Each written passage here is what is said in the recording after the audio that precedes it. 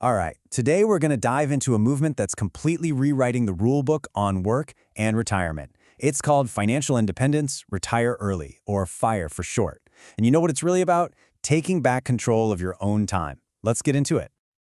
Just think about that for a second. What if you could actually stop trading your precious time for money? What if you had total, complete freedom to decide how you spend every single day of your life?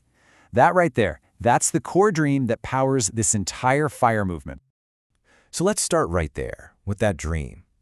What is it about this idea of freedom that's so powerful, and where did this whole concept even come from? At its heart, FIRE really boils down to two things: saving like crazy and investing strategically.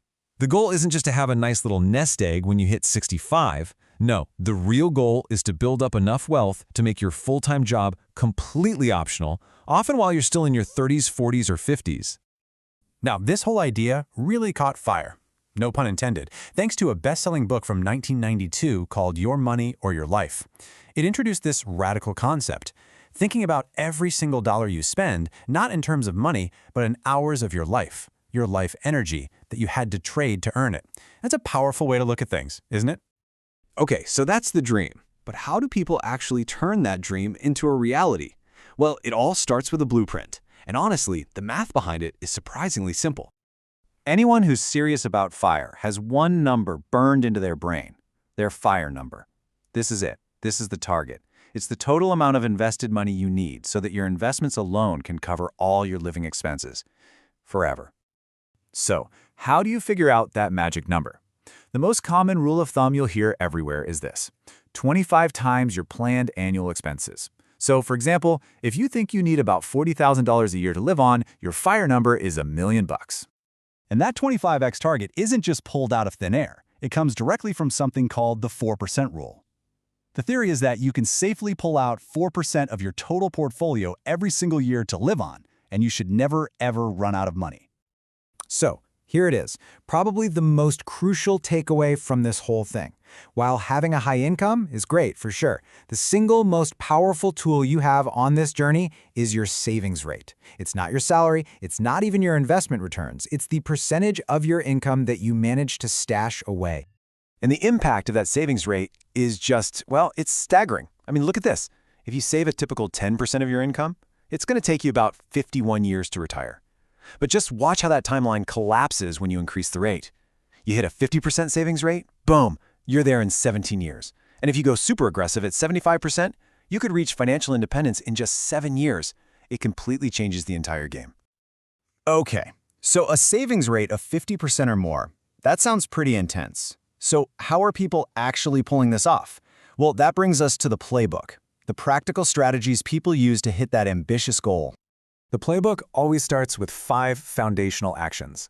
First, you have to do a deep, honest dive into your finances. You need to know exactly where every dollar is going. Then you set really clear goals, create an aggressive budget, and you max out every single retirement account you can get your hands on. And last but definitely not least, you attack high-interest debt like it's your mortal enemy. But here's the thing, it's not just about cutting back. The other side of the coin is all about boosting your income. A lot of folks in the FIRE movement are busy building multiple income streams, maybe through real estate, dividend stocks, or starting a side hustle. It's that powerful combination of saving radically and earning more that really puts the timeline on hyperdrive. Of course, it's not always a straight shot to the finish line. It's so important to talk about the hurdles. This path can be full of unexpected challenges and risks that can totally throw a wrench in even the most perfect plan. So you have the dream of more freedom, right? But the reality can sometimes be boredom or feeling isolated. The dream is to escape work stress, but the reality can be a whole new kind of anxiety over market crashes, and this one is huge, figuring out how to pay for healthcare before you're old enough for Medicare. One of the biggest silent killers of any retirement plan is inflation. And hey, don't just take it from me. This quote is from William Bengen, the guy who literally created the 4% rule. He says that when you experience inflation, especially early on, it can be just as big a deal as how well your investments do. And the effect over time is just brutal. I mean, look at this. Over 20 years, 10,000 pounds loses a third of its buying power with just 2% inflation. But if inflation averages 6%, that same 10,000 pounds loses almost 70% of its value. It's a massive, hidden threat to your portfolio. And beyond inflation, there are other big risks to think about. Financially, people often get their future spending wrong, or they're way too optimistic about what the stock market will do. But there's also the psychological side. A lot of people are genuinely surprised by how much they miss the daily structure and social life that work gave them. So when you factor in all these hurdles, it becomes pretty clear that FIRE isn't some rigid, one-size-fits-all destination. It's really more about redefining what retirement and financial freedom actually mean to you personally.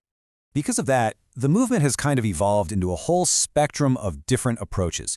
You've got lean FIRE for the true minimalists, fat FIRE for people who want a more comfortable lifestyle, and then there's a really popular one in the middle called barista FIRE. That's where you quit the stressful 9-to-5, but maybe you work part-time at a coffee shop for health benefits and some spending money. This also brings up a super important point that you'll never find on a spreadsheet. Like this Reddit user points out, a huge decision like retiring in another country isn't just a math problem. Things like cultural familiarity, language, and feeling like you belong, those can be just as important as the cost of living. And all of this leads to what might be the most important point of all. For a lot of people in this movement, the goal has really shifted. It's become less about the retire early part and much more about the financial independence part. That's the real prize, the freedom to choose how you work, what you do, or if you even want to work at all. So, achieving financial independence, it gives you options, it gives you choices, but it leaves you with this one final, really big question. Once you have that freedom, what are you actually going to do with it? That right there is the real journey. Thanks for joining us.